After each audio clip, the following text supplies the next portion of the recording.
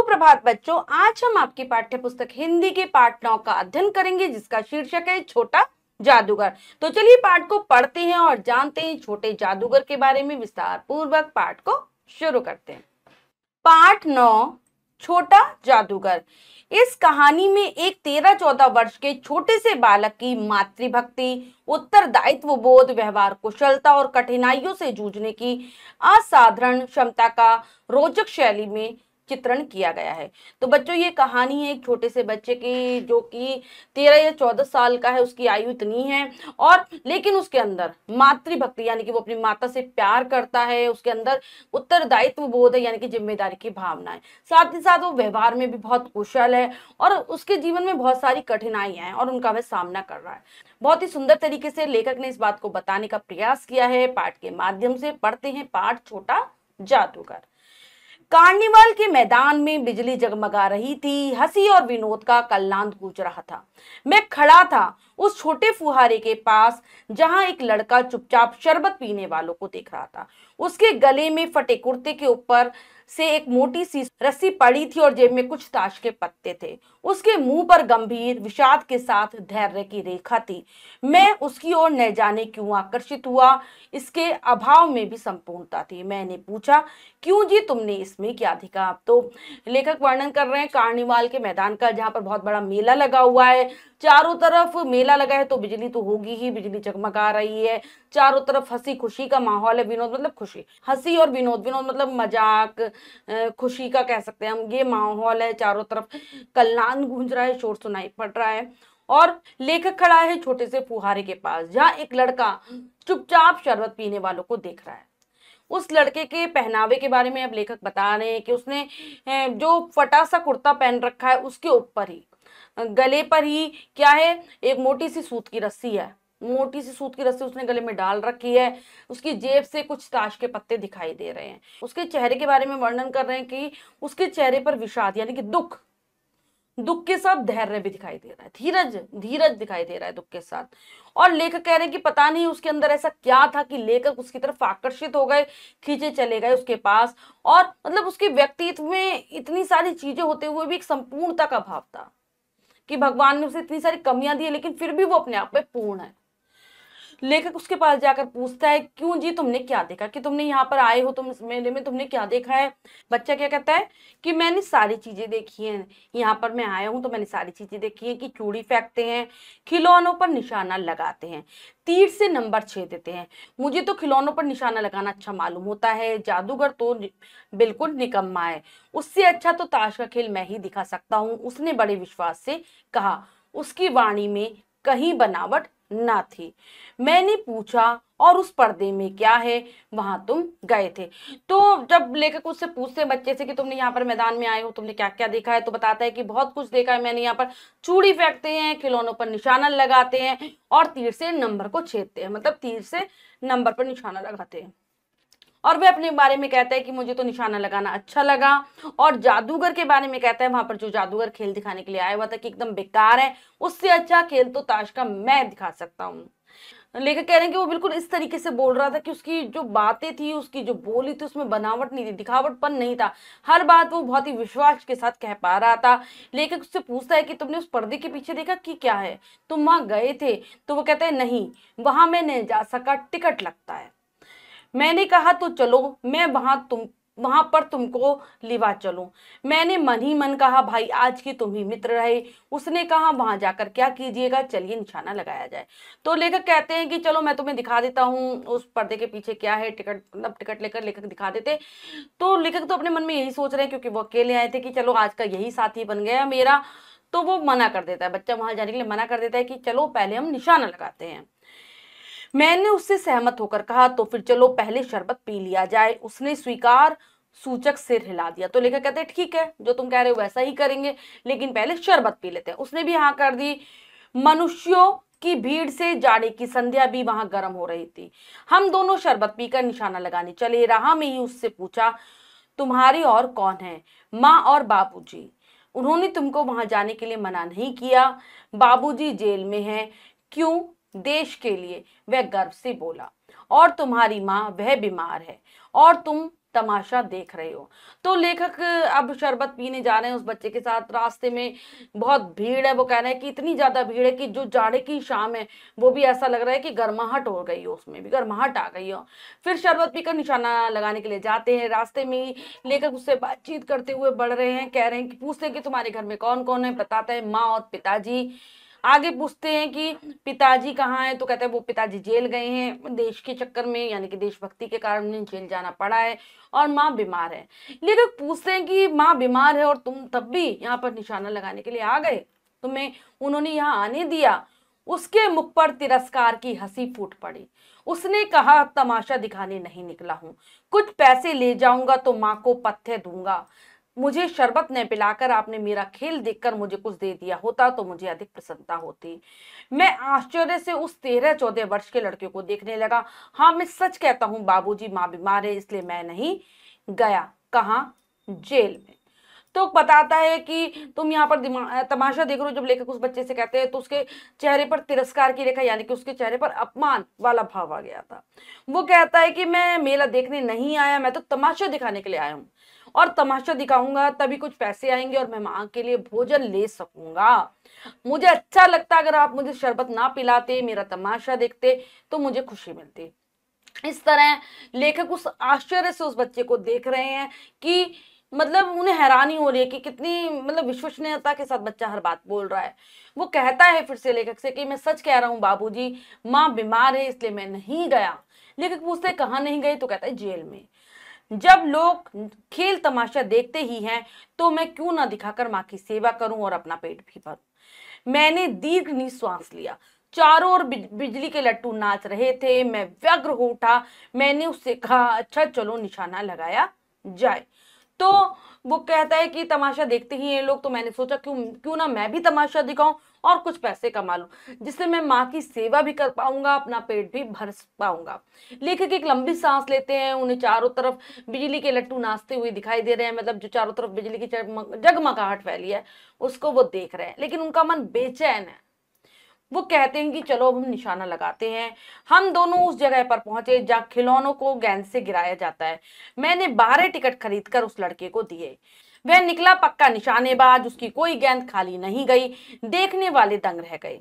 उसने 12 खिलौनों को बटोर लिया, लेकिन उठाता कैसे? कुछ मेरे रुमाल में, कुछ जेब में रख लिए। तो आगे कह रहे हैं कि फिर लेखक और जो बच्चा है वो वहां पर पहुंच जाते हैं जहां पर गेंद से निशाना लगाया जाता है खिलौनों को। लेखक पूरे 12 टिकट खरीद कर उस बच्चे को दे देते हैं। लेखक कह रहे हैं कि वो पक्का निशानेबाज था, मतलब उसका निशाना कोई भी नहीं चूक रहा था। उसने 12 निशाने लगाए और 12 ही खिलौने बटोर लिए, मतलब 12 खिलौनों पर बिल्कुल सही निशाना लगाया। अब इतने सारे खिलौने उसके पास आ गए थे, कैसे उठाता? कुछ लेखक के रुमाल में रख देता है और कुछ अपनी जेबों में रख लेता है। लड़के ने कहा, बाबूजी आपको तमाशा दिखाऊंगा, बाहर आइए, मैं चलता हूं। वह 9-2-11 हो गया। मैंने मन ही मन कहा, इतनी जल्दी आंख आंख बदल गई। मैं घूमकर पान की दुकान पर आ गया। पान खाकर वहीं बड़ी देर तक इधर उधर टहलता देखता रहा। झूले के पास लोगों को ऊपर नीचे आना जाना देखने लगा। क्या होता है जब बच्चा सारे खिलौनों को जीत लेता है तो वो लेखक से कहता है कि मैं बाहर जाता हूँ, आप आ जाइएगा, मैं आपको बाहरी तमाशा दिखाऊंगा। तो लेखक उसका ऐसा व्यवहार देखकर कह रहे हैं कि इतनी जल्दी इसने आंख बदल ली, मतलब ये तो पूरा मतलब ही निकला, ऐसा सोच रहे हैं लेखक। लेखक घूम फिर कर पान की दुकान पर आ जाते हैं, पान खाते हैं और फिर इधर उधर घूमने लगते हैं। वे झूले के पास घूम रहे हैं, तभी अकस्मात किसी ने ऊपर हिंडोले से पुकारा, बाबूजी। मैंने पूछा, कौन? मैं हूँ छोटा जादूगर। तभी लेकर को एक आवाज सुनाई देती है, जानी पहचानी सी। कोई उन्हें हिंडोले यानी कि बड़े वाले झूले से पुकार रहा होता है। पूछते हैं लेकर कौन है, तो वो कहता है मैं छोटा जादूगर। कोलकाता के सुरमय वनस्पति उद्यान में लाल कमलनी से भरी हुई एक छोटी सी झील के किनारे घने वृक्षों की छाया में अपनी मंडली के साथ बैठा हुआ मैं जलपान कर रहा था। बातें हो रही थी, इतने में वही छोटा जादूगर दिखाई पड़ा। हाथ में 4 खाने की खादी का झोला, साफ जांघिया और आधी बाहों का कुर्ता, सिर पर मैला रुमाल सूत की रस्सी से बंधा था। मस्तानी चाल से झूमता हुआ आकर वह कहने लगा, बाबूजी नमस्ते, आज का ये तो खेल दिखाओ। तो यहाँ पर लेखक का जो कार्निवाल के मैदान में छोटे जादूगर से भेंट हुई वो है। अब उसके बाद आगे जब उन्हें छोटा जादूगर मिलता है, कोलकाता का ही सुरमय वनस्पति उद्यान है। वनस्पति यानी कि पेड़ पौधों का सुंदर सा बगीचा है और वहां पर एक झील है जहां पर बहुत सारी लाल कमलियां खिली हुई हैं और पास ही घने पेड़ों की छाया में लेखक अपनी मंडली यानी कि अपने दोस्तों के साथ, पत्नी के साथ बैठे हुए जलपान कर रहे हैं, यानी कुछ नाश्ता पानी खा रहे हैं। तभी उन्हें वहां पर छोटा जादूगर दिखाई देता है। उसके कपड़ों के बारे में बता रहे हैं कि हाथ में 4 खाने का खादी का झोला था, यानी कि जो सूती सा थैला था वो था, साफ जांघिया पहन रखा था और आधी बाहों का उसने कुर्ता पहना हुआ था। मैला रुमाल उसने अपनी सूत की रस्सी से बांधा हुआ था। अपनी मस्तानी सी चाल में चलता हुआ लेखक के पास आता है, कहता है कि आप कहें बाबूजी तो आज तमाशा दिखाऊं, नमस्ते करता है। नहीं जी, अभी हम लोग जलपान कर रहे हैं। मैं क्रोध में कुछ और कहने जा रहा था तथा तभी श्रीमती जी ने कहा, दिखलाओ जी, तुम तो अच्छे आए, भला कुछ मन तो बहले। लेखक को छोटे जादूगर के उस दिन के व्यवहार पर आज भी गुस्सा आ रहा था। वह उन्हें कुछ कहने ही वाले थे, लेकिन तभी उनकी पत्नी कह देती है कि नहीं दिखाओ, तुम अच्छे समय पर आए हो, क्योंकि लेखक ने तो ये कह दिया था कि हम तो जलपान कर रहे हैं, मतलब उसको जाने के लिए कह दिया था एक तरीके से। लेकिन लेखक की पत्नी उनको रोक लेती है, कहती है कि चलो दिखाओ, अच्छे समय पर आए हो, हमारा कुछ मन बहल जाएगा। मैं चुप हो गया। श्रीमती जी की वाणी में वह माँ की सी मिठास थी जिसके सामने किसी भी लड़के को रोका नहीं जा सकता।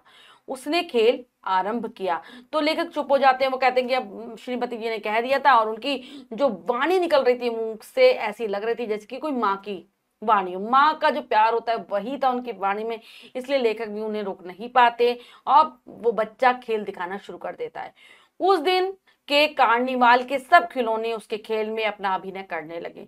भालू मनाने लगा, बिल्ली रूठने लगी, बंदर घुड़कने लगा, गुड़िया का ब्याह हुआ, गुड्डा वरकाना निकला। लड़के की वाचालता से अभिनय हो रहा था। हंसते हंसते सब लोटपोट हो गए।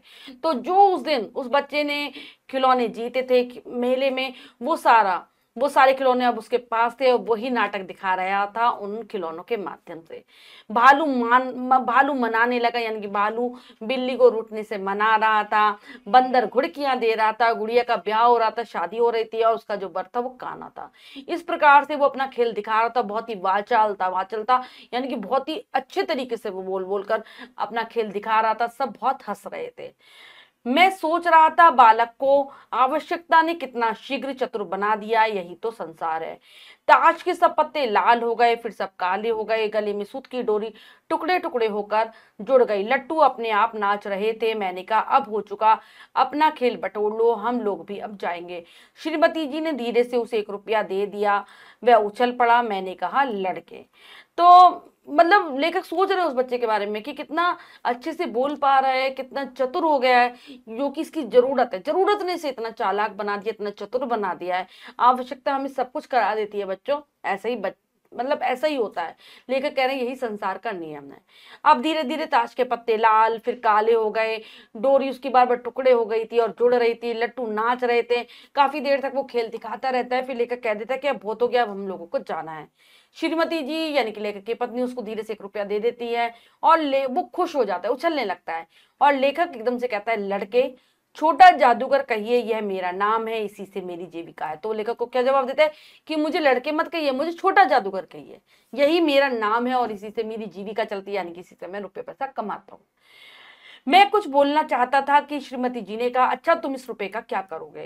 पहले भरपेट पकौड़ी खाऊंगा, फिर एक सूती कंबल लूंगा।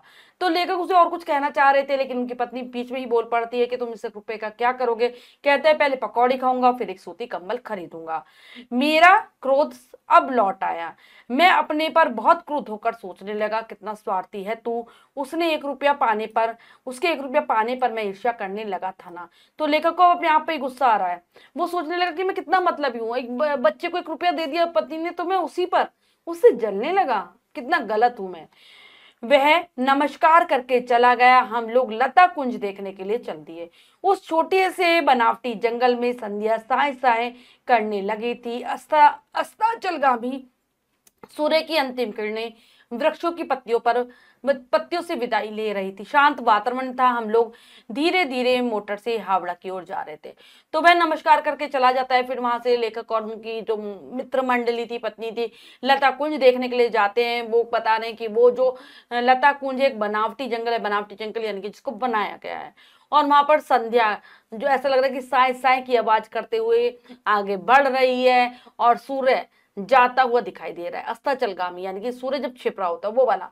तो उसकी जो आखिरी जो किरणें हैं वृक्षों की पत्तियों पर पड़ रही हैं, ऐसा लग रहा है कि वो उनसे अंतिम विदाई ले रही हूँ कि अब हम जा रहे हैं, अब हम कल मिलेंगे। एकदम शांत वातावरण था, तो लेखक और उनका जो पूरा मित्र मंडली थी वापस जा रहे हैं मोटर से हावड़ा की ओर। रह रहकर छोटा जादूगर स्मरण हो आता था। सचमुच वह एक झोपड़ी के पास कंबल कंधे पर डाले खड़ा था। मैंने मोटर रोककर उससे पूछा, तुम यहाँ कहाँ? तो बार बार लेखक को छोटे जादूगर की याद आ रही होती है। तभी उन्हें एक झोपड़ी के पास वो कंधे पर कंबल डाले हुए दिखाई देता है। लेखक वहां पर अपनी मोटर रोक लेते हैं, पूछते हैं कि तुम यहाँ कहाँ? मेरी माँ यही है ना, अब उसे अस्पताल वालों ने निकाल दिया है। कैद बताते हैं कि मेरी माँ यहीं रहती है, अस्पताल वालों ने मेरी माँ को वहां से निकाल दिया है।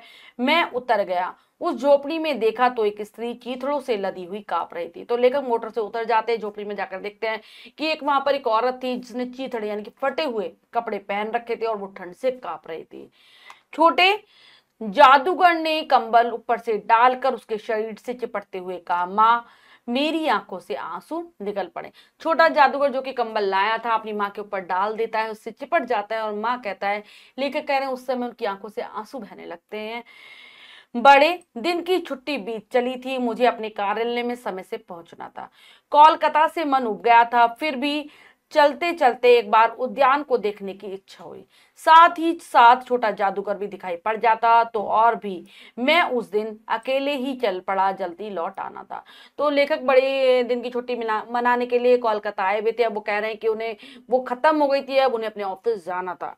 लेकिन उनके मन में बार बार फिर से इच्छा हो रही थी कि एक बार बगीचे को देख कर आए, और साथ ही साथ यह भी सोच रहे थे कि एक बार छोटे जादूगर से भेंट हो जाती, वो मिल लेते और फिर लेखक अकेले ही निकल जाते उद्यान की ओर, क्योंकि उन्हें जल्दी ही लौटकर भी आना था। 10 बज चुके थे। मैंने देखा कि निर्मल धूप में सड़क के किनारे पर एक कपड़े पर छोटे जादूगर का रंगमंच सज रहा था। मैं मोटर रोककर उतर पड़ा। वहां बिल्ली रूठ रही थी, भालू मनाने चला था, ब्याह की तैयारी थी। पर वह सब होते हुए भी जादूगर की वाणी में वह प्रसन्नता नहीं थी। जब वह औरों को हंसाने की चेष्टा कर रहा था, तब जैसे वह स्वयं कांप जाता था, मानो उसके रोए रो रहे थे। मैं आश्चर्य से देख रहा था। खेल खत्म हो जाने पर पैसे बटोरकर उसने भीड़ में मुझे देखा। वह जैसे क्षण भर के लिए स्फूर्तिमान हो गया। मैंने उसकी पीठ थपथपाते हुए पूछा, आज तुम्हारा खेल जमा क्यों नहीं? अब लेकर कह रहे हैं कि 10 बजे का समय था। सड़क पर एकदम निर्मल साफ धूप दिखाई दे रही थी और किनारे पर, सड़क के किनारे पर ही एक और छोटा जादूगर ने अपना रंगमंच सजा रखा था, यानी कि वह अपना तमाशा दिखा रहा था, खेल दिखा रहा था। लेखक अपनी मोटर से उतर जाते हैं और वहीं पर उसकी तरफ चल पड़ते हैं। वहां पर वह अपना खेल दिखा रहा था, वही बिल्ली रूठ रही थी, भालू मना रहा था, ब्याह की तैयारी, सब कुछ, ताश के पत्ते, सब कुछ वैसा ही था। लेकिन लेखक कह रहे हैं आज उसकी बोली में वह खुशी नहीं थी। वह हंसाने का प्रयास तो कर रहा था औरों को, लेकिन ऐसा लग रहा था कि वो अंदर से खुद कांप रहा है। उसका रोआ रोआ रो रहा था। लेखक बहुत आश्चर्य से उसे देख रहे हैं। खेल खत्म हो जाता है, वह अपने पैसे बटोरता है और फिर लेखक को देखता है, और लेखक को देखकर ऐसा लगता है कि उसके अंदर क्षण भर के लिए गति आ गई है। लेखक उसके पास पहुंचकर उसकी पीठ थपथपाकर कहते हैं कि आज तुम्हारा खेल जमा क्यों नहीं, मतलब आज तुम्हारे खेल में वो बात क्यों नहीं थी? माँ ने कहा है कि आज तुरंत चले आना, मेरी घड़ी समीप है, अविचल भाव से उसने कहा। तब भी तुम खेल दिखलाने चले आए, मैंने कुछ क्रोध से कहा। मनुष्य के सुख दुख का माप अपना ही साधन होता है, उसी के अनुपात में वह तुलना करता है। तो लेखक बताता है वो बच्चा कि माँ ने कहा था आज जल्दी आ जाना, उनकी अंतिम घड़ी समीप है, यानी कि शीघ्र ही उनकी मृत्यु होने वाली है। लेखक कहते हैं कि फिर भी तुम खेल दिखाने चले आए। उनके अंदर मतलब जो वो बोल रहे थे उसमें गुस्से का भाव था, क्योंकि मनुष्य का स्वभाव ऐसा होता है, जैसा वो खुद जिस परिस्थिति में वो खुद जी रहा होता है ना, सोचता है कि दूसरे की भी वैसी ही परिस्थिति है। लेखक तो अच्छे खासे मतलब अपने जिन दिन जी रहे थे, लेकिन छोटे जादूगर को अपना जीवन चलाने के लिए पैसा कमाना पड़ता था, मतलब मेहनत बहुत ज्यादा करनी पड़ती थी। इसीलिए वो दुख के क्षण में भी अपना खेल दिखाने के लिए आया था। उसके मुंह पर वही परिचित तिरस्कार की रेखा फूट पड़ी। उसने कहा क्यों ना आता। उसके लेखक कहते उसके चेहरे पर वही वाला भाव आ गया था जो पहले उस लेखक ने देखा था, अपमान वाला भाव। और वह कहता है कि क्यों नहीं आता। और कुछ अधिक कहने में जैसे वह अपमान का अनुभव कह रहा था। इससे ज्यादा वो कह नहीं पा रहा था, शायद उसको अपमानित अपने आप को वह महसूस कर रहा था। क्षण भर में मुझे अपनी भूल मालूम हो गई। उसके झोले को गाड़ी में फेंक कर उसे भी बैठाते हुए मैंने कहा, जल्दी करो। मोटर वाला मेरे बताए पथ पर चल पड़ा। तो थोड़ी ही देर में लेके समझ जाते हैं कि उन्होंने कितनी बड़ी गलती करी है। ये बात पूछकर वह बच्चे के झोले को अपनी गाड़ी में डाल लेते हैं और मोटर वाले से कहते हैं कि शीघ्र चलो, यानी कि शीघ्र इसकी झोपड़ी की तरफ चलो। कुछ ही मिनटों में हम झोपड़ी के पास पहुंचे। छोटा जादूगर दौड़कर झोपड़ी में मामा पुकारते हुए घुसा। मैं पीछे था, किंतु स्त्री के मुंह से बे निकल कर रह गया। उसके दुर्बल हाथ उठकर गिर गए। छोटा जादूगर उससे लिपटा रो रहा था। मैं स्तब्ध था। उस उज्जवल धूप में समग्र संसार जैसे जादू सा चारों ओर नृत्य करने लगा। तो कुछ ही मिनटों में झोपड़ी के पास पहुंच जाते हैं लेखक और छोटा जादूगर। बच्चा झोपड़ी की ओर दौड़ता है मामा पुकारते हुए, लेकिन दूर से ही स्त्री के हाथ केवल बे, मतलब कि स्त्री के मुंह से केवल बे निकल पाता है और उसके जो कमजोर शरीर था, उसके जो हाथ थे कमजोर हो गए थे, वो उठकर नीचे गिर जाते हैं। छोटा जादूगर उससे लिपट कर रोने लगता है। लेखक एकदम स्तब्ध था, शांत था, मौन था। लेखक कह रहे हैं कि उस उज्जवल धूप में, जो साफ धूप जो निकल रही थी, ऐसा लग रहा था कि पूरा संसार हुई जादू के समान उनके चारों तरफ नाच रहा है। पाठ लिखा है जयशंकर प्रसाद जी ने। शिक्षा क्या दे रहा है हमें पाठ? दुखों का साहस से सामना करना चाहिए और मुसीबत में भी मुस्कुराते रहना चाहिए। कि हमारे सामने कैसी भी परिस्थिति हो, कैसा भी दुख का समय आए, हमें उसका सामना करना है साहस के साथ, हिम्मत के साथ और मुस्कुराते हुए। पाठ का उद्देश्य है साहसी बनने की प्रेरणा देना, कि हमें अपने अंदर हिम्मत रखनी चाहिए, धैर्य रखना चाहिए। तो ये पाठ हमें यही सिखा रहा है बच्चों। अब हम पाठ के शब्दार्थ करेंगे। कलनाद मधुर ध्वनि, विषाद दुख, तिरस्कार अपमान, पथ्य रोगी का सुपाच्य भोजन, 9 2 11 होना, भाग जाना, आंख बदलना, व्यवहार में परिवर्तन आ जाना, अकस्मात अचानक, सुरम्य रमणीय सुंदर, वाचालता बातुनीपन, अस्ताचलगामी अस्त होने वाला, अविचल भाव से बिना विचलित हुए, स्तब्ध जड़ीभूत सुन। तो ये हैं पाठ के शब्दार्थ, इन अच्छे से याद कर लेंगे। करते हैं अभ्यास कार्य। क्या सीखा में से पहला प्रश्न लिखे तभी व्यक्ति का सही विकल्प पर सही लगाइए। प्रश्न में 4 विकल्प है, 3 गलत है, 1 सही है। हम इस सही विकल्प को चुनना है, सही का निशान लगा देना है बच्चों। करते हैं। छोटे जादूगर के पिताजी थे सेना में, विदेश में, जेल में, जंगल में। तो वो थे जेल में। छोटा जादूगर पक्का रिक्त स्थान था। निशानेबाज चोर, झूठा लुटेरा तो निशानेबाज था। कार्निवाल के मैदान में बिजली जगमगा रही थी, गिर पड़ी, बुझ रही थी, चमक रही थी तो जगमगा रही थी। लेखक ने जादूगर को बताया बुद्धिमान, निकम्मा, मूर्ख, बेवकूफ तो निकम्मा बताया। बालक को आवश्यकता ने बना दिया मूर्ख, झूठा, चतुर, चोर तो चतुर बना दिया। नेक्स्ट से छोटे जादूगर की माँ को अस्पताल वालों ने भर्ती कर लिया, निकाल दिया, भगा दिया, सभी गलत तो निकाल दिया। नेक्स्ट से दिए गए शब्दों से रिक्त स्थानों की पूर्ति कीजिए। चलिए करते हैं। इतने में वही छोटा जादूगर दिखाई पड़ा। गुड्डा वर काना निकला, उसकी वाणी में कहीं बनावट ना थी। चारों ओर बिजली के बल्ब नाच रहे थे। कुछ ही मिनटों में हम झोपड़ी के पास पहुंचे। झोपड़ी। नेक्स्ट सत्य कथन पर सही तथा असत्य पर गलत लगाइए। करते हैं। लेखक ने छोटे जादूगर के साथ शरबत पिया। बिल्कुल सही। बालक की आयु 20-25 वर्ष थी। गलत। लेखक की जेब में ताश के पत्ते थे। गलत। लेखक की पत्नी ने छोटे जादूगर को 10 रुपए दिए। ये भी गलत। छोटे जादूगर के पिता चोरी के अपराध में जेल में थे। ये भी गलत। नेक्स्ट है। निम्नलिखित प्रश्नों के उत्तर दीजिए। इन प्रश्नों के उत्तर आप स्वयं देंगे सुंदर अक्षरों में अपनी अभ्यास पुस्तिका में। इसके बाद अगला है, किसने कहा? दिखलाओ जी तुम तो अच्छे आए। तो ये कहा लेखक की पत्नी ने, यानी कि श्रीमती ने, यानी कि लेखक की पत्नी ने। नहीं जी अभी हम जलपान कर रहे हैं, ये लेखक ने कहा। मैंने सब देखा है, यहां चूड़ी फेंकते हैं, ये कहा छोटे जादूगर ने। तो चलो मैं वहां पर तुमको लिवा ले चलूं, ये कहा लेखक ने। अच्छा तुम इस रुपए का क्या करोगे, ये कहा लेखक की पत्नी ने। तो बच्चों हमने पाठ को बहुत अच्छे से समझकर पढ़ा और अभ्यास कार्य किया। इसके अतिरिक्त जो भी कार्य है आप स्वयं करेंगे सुंदर अक्षरों में अपनी अभ्यास पुस्तिका में। बच्चों, आज हमने पाठ के माध्यम से जाना छोटे जादूगर के बारे में कि किस प्रकार से परिस्थितियां हमें मजबूत बना देती हैं, हमें चतुर बना देती हैं। आशा करती हूँ ये पाठ आपको बहुत अच्छे से समझ आ गया होगा। पाठ को फिर से जरूर पढ़ेंगे। मिलते हैं अगली कक्षा में नए पाठ के साथ। तब तक के लिए स्वस्थ रहिए, प्रसन्न रहिए। धन्यवाद।